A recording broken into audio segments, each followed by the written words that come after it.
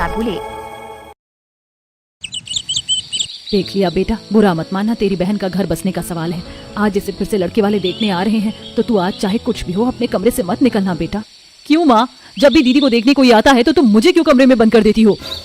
तू समझ बात को दिया, जब भी कोई अंजलि को देखने आता है तो वो उसके आगे तुझे पसंद करके चला जाता है क्योंकि तू गोरी चिट्टी है। लेकिन मुझे तो तुम दोनों का ही घर बसवाना है ना, इसलिए मैं नहीं चाहती कि इस बार भी यही हो। इसीलिए मेरी बच्ची आज तू अंदर ही रहना, ठीक है? दिया ने ऐसे बोलकर बात को खत्म कर दिया, जिसके बाद आरती अंजलि के साथ बाकी के कामों में लग गई।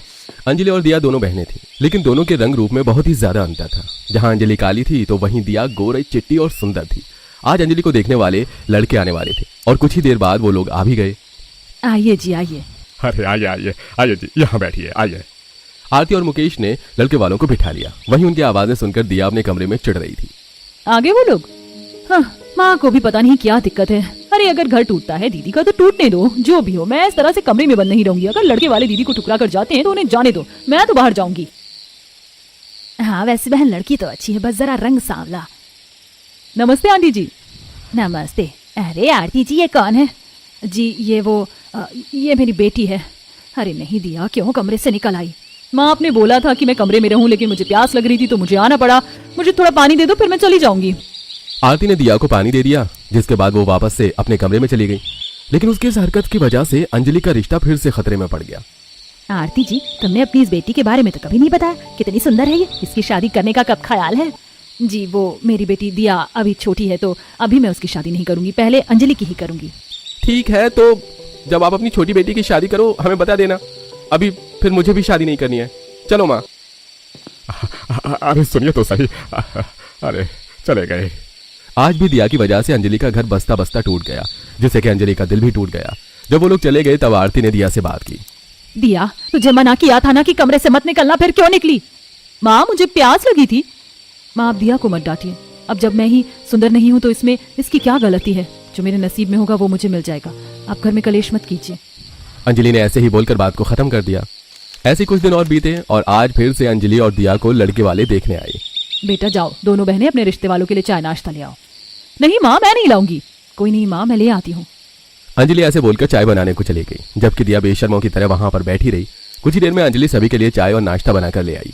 देखिए जी, हमारा तो इरादा है कि हम अपने बड़े बेटे की शादी आपकी बड़ी बेटी से और छोटे की शादी छोटी से करवाएं। लेकिन माँ मुझे तो इनकी छोटी बेटी ज्यादा अच्छी लग रही है। मुझे तो उसी से शादी करनी है, बड़ी वाली से तो मेरा कोई मेल नहीं है। क्या कहा बेटा? बहन जी तो मैं सोच रही थी कि मैं अपने बड़े बेटी की शादी आपकी छोटी बेटी से करवा दूंगी और बड़ी वाली से मेरा कोई भी बेटा शादी। माँ मुझे अंजलि पसंद आ गई है, मैं उन्हीं से शादी करना चाहता हूँ। सच बेटा? तो क्या मैं अपनी दोनों बेटियों की बात आपके घर में पक्की समझूं? जी हाँ बिल्कुल। आरती की दोनों ही बेटियों का रिश्ता शांति के घर में उनके दोनों बेटों के साथ तय हो गया। देखते ही देखते कुछ दिन और बीत गए और आज वो दिन भी आ गया जब दोनों ही बहनों की शादी हुई और आज उन दोनों की ही पहली रसोई थी।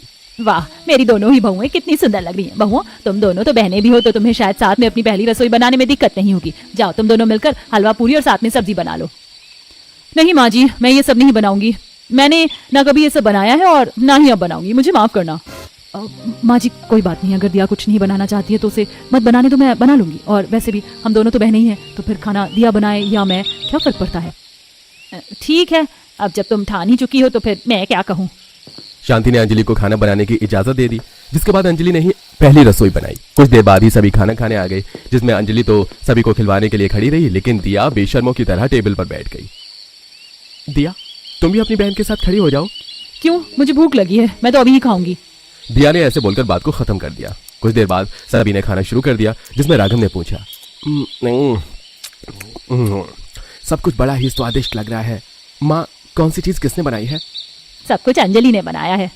अंजलि ने? दिया ने कुछ नहीं बनाया क्या? नहीं। शांति की बात सुनकर गौतम को काफी अजीब लगा, क्योंकि उसके पति ने कुछ नहीं बनाया था। लेकिन गौतम कुछ भी नहीं बोला।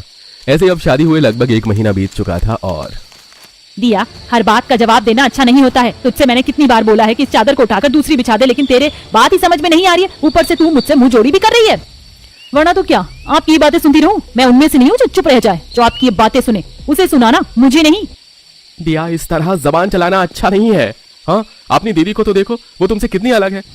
अच्छा, तो अब बात दीदी पर आ गई। ऐसा ही है तो फिर मुझसे शादी क्यों की थी? दीदी से ही कर लेते। दिया, ये तुम किस तरह की बातें कर रही हो? रहने दे गौतम, इससे कुछ भी कहने से कोई फायदा नहीं है। ये एक नंबर की घर तोड़ने वाली औरतों में से है। ये बहन तो घर को जोड़ कर रखती है, लेकिन ये तोड़ देगी। हाँ, मैं ऐसी ही हूँ। दिया शांत हो जाओ। गौतम जी, आप अलग हो जाइए, हम दोनों अलग रहा करेंगे बस। दिया ऐसे ही घर तोड़ने वाली बातें कर रही थी, जिन पर गौतम ने किसी तरह उसे शांत किया। ऐसे ही फिर और कुछ समय बाद, आज तो काम पर बहुत ही ज्यादा देर हो गई, भूख भी लग रही है। सुनो, मैं घर आ गया, लगता है सभी सो रहे हैं। गौतम ऐसे बोलता हुआ सीधा अपने कमरे में चला गया, जहां पर उसकी पत्नी दिया भी सो रही थी। दिया, दिया उठो। दिया, मैं आ गया हूँ, मुझे खाना दे दो। खुद ले लो ना, मुझे नींद आ रही है यार। अरे उठ भी जाओ, हर पत्नी अपने पति के काम से लौटने का इंतजार करती है, और एक तुम हो जो आराम से सो रही हो। हाँ तो पत्नी बदल दो, इतनी ही शिकायतें रहती हैं तो। आप कैसे आंख से नींद उड़ी? जाओ जाकर मुझे खाना दो। मैं क्यों दूं? खुद जाकर ले लो, या तुम्हारे हाथ पाँव नहीं है? हर बात में बस मुझे काम वाली बनाने का शौक चढ़ा रहता है सबको, तुमको भी और तुम्हारी माँ को भी।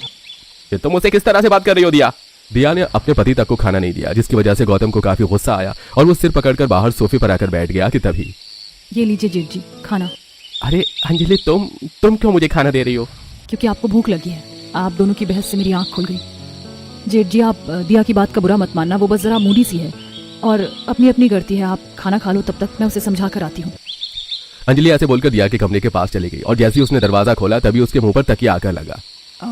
दिया, क्या कर रही है? क्यों आई है यहाँ?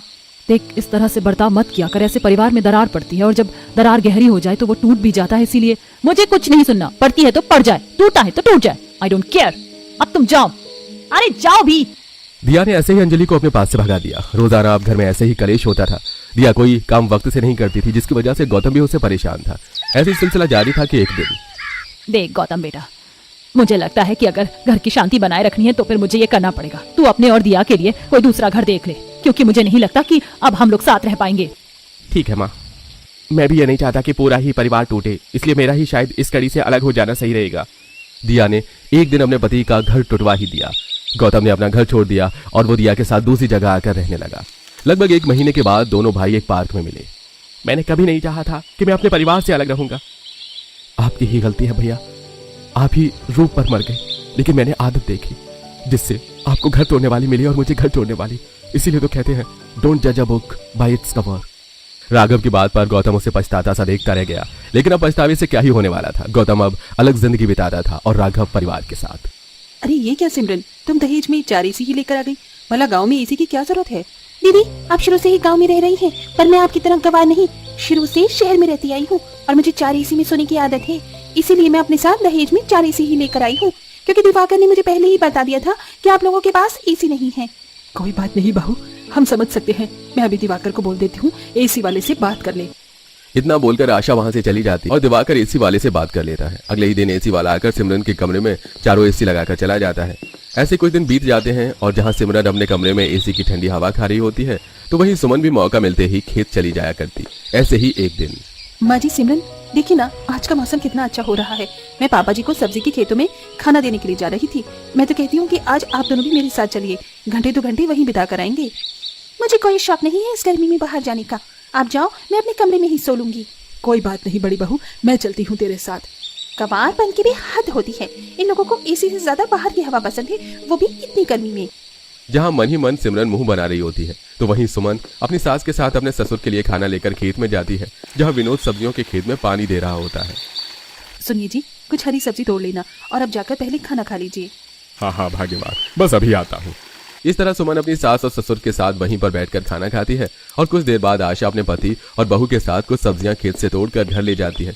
इसी तरह कुछ दिन बीत जाते हैं और एक रात, बहू रात हो गई, जल्दी से खाना लगा दे, तेरे ससुर जी भी खेत से आते होंगे।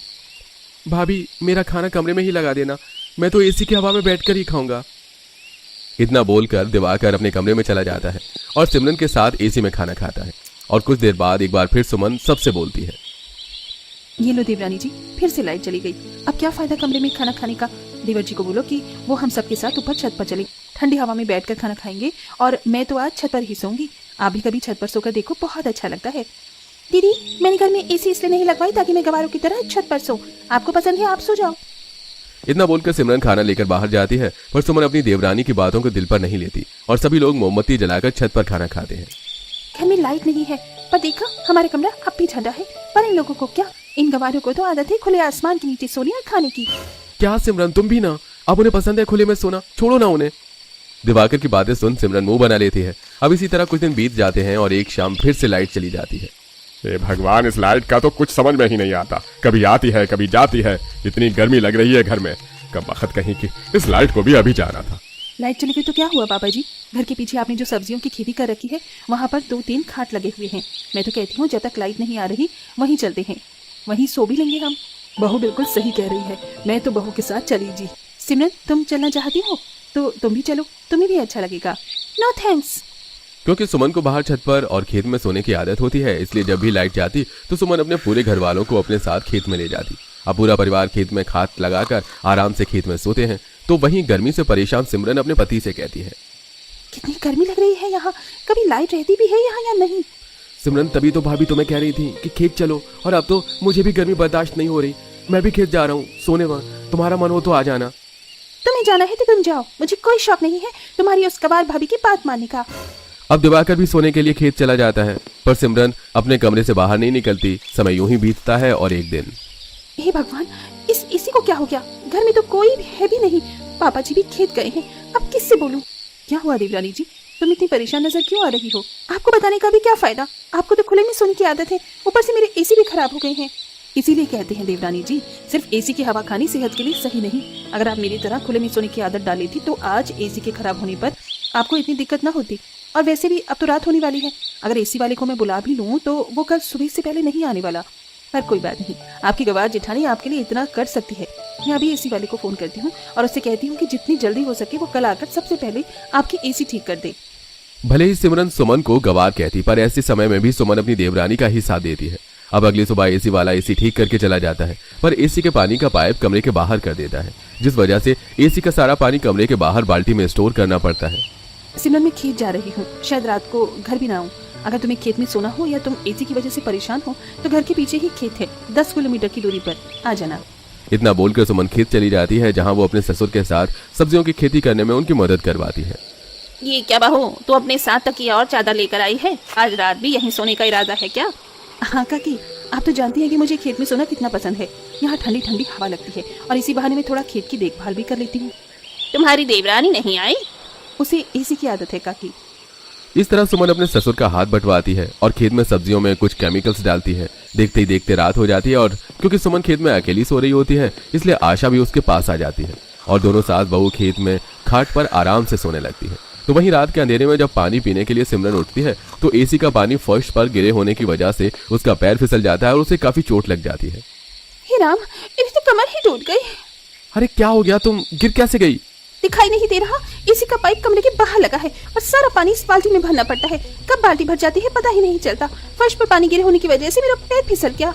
तुम्हारे 4 एसी ना हो गए, जी का जंजाल बन गया। इससे तो बढ़िया मेरी गवार भाभी है। आप सुनाते रहोगे या उठाओगे भी? इस तरह दिवाकर सिमरन को एसी के लिए सुनाने लगता है और सिमरन मुंह बनाकर कमरे में जाती है। समय यूं ही बीतता है और एक दिन, बहू दिवाकर, तुम्हारी मौसी जी की तरफ से इनविटेशन आया है, उनके बेटे की शादी है, हम सबको उनके गांव जाना पड़ेगा। मैं नहीं जाने वाली, वहाँ पता नहीं एसी हो या ना हो। बहू अगर तू नहीं गई तो लोग 4 तरह की बातें करेंगे। वहाँ भले ही एसी ना मिले पर तुझे गर्मी का एहसास नहीं होगा, और वैसे भी 2 ही दिन की तो बात है। घर वालों के फोर्स करने पर सिमरन मान जाती है और पूरा परिवार सुमित्रा के घर जाता है। क्योंकि शादी का घर था इसलिए सुमित्रा ने छत पर सभी के सोने का अरेंजमेंट कर रखा था। अब जब छत पर सब सोने के लिए जाते हैं पर सिमरन कमरे में बैठी होती है। अरे तुम कमरे में क्यों बैठी हो? छत पर चलो, अगल बगल में खेत है, ठंडी ठंडी हवा लगेगी। देखो 2 दिन प्राकृतिक हवा खाओगी तो एसी की हवा अपने आप भूल जाओगी। हवा का तो पता नहीं पर मच्छर जरूर खा जाएंगे मुझे। आपको क्या? आपको तो खेत में रहने और सोने की आदत है, पर मुझे तो एसी की आदत है, इसलिए मैं यहाँ आना नहीं चाहती थी। बहू अब आ गई है तो चल, सब ऊपर छत पर ही सो रहे हैं। आशा की जिद करने पर मुंह बनाकर सिमरन ऊपर जाती है और सभी के साथ छत पर सोती है।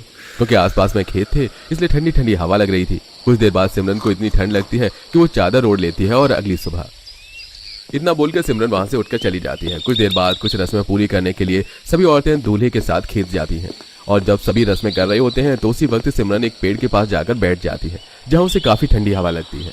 सच में नेचुरल हवा की तो बात ही अलग है। मैं बेकार ही परेशान हो रही थी। सिमरन को पेड़ के नीचे ठंडी हवा काफी ज्यादा पसंद आती है और उसकी आंख लग जाती है। इसी तरह पूरा परिवार शादी अटेंड करके जब अपने घर जाता है तो घर जाते ही सिमरन एसी चलाती है और ज्यादा लोड उठाने की वजह से एमसीबी गिर जाती है और तभी बिजली का बिल आता है और बिल देकर सिमरन सभी से कहती है, जितनी एसी चलती नहीं है उससे ज्यादा तो इसने मुझे परेशान करके रख दिया है। कभी एमसी गिर जाती है तो कभी खुद खराब हो जाती है, और लाइट तो यहाँ रहती ही नहीं है। इस एसी की हवा खाने से तो अच्छा है मैं खेत की हवा ही खा लूं, अपनी गवार जिठानी की तरह। सही कहते थे आप सब, इस एसी को निकालने में ही भलाई है। परेशान करके रख दिया इस एसी ने तो मुझे, और ऊपर से इतना सारा बिल भी। सिमरन की ऐसी बात सुनकर वहां खड़े सब लोग हंसने लगते हैं। बेचारी सिमरन को भी समझ आ जाता है कि गांव में एसी की इतनी ज्यादा जरूरत नहीं है, इसलिए एसी बहुत कम ही घरों में है। इसके बाद वो एसी की जिद छोड़ देती है और अपनी गवार जेठानी की तरह खुले में सोने की आदत डाल लेती है।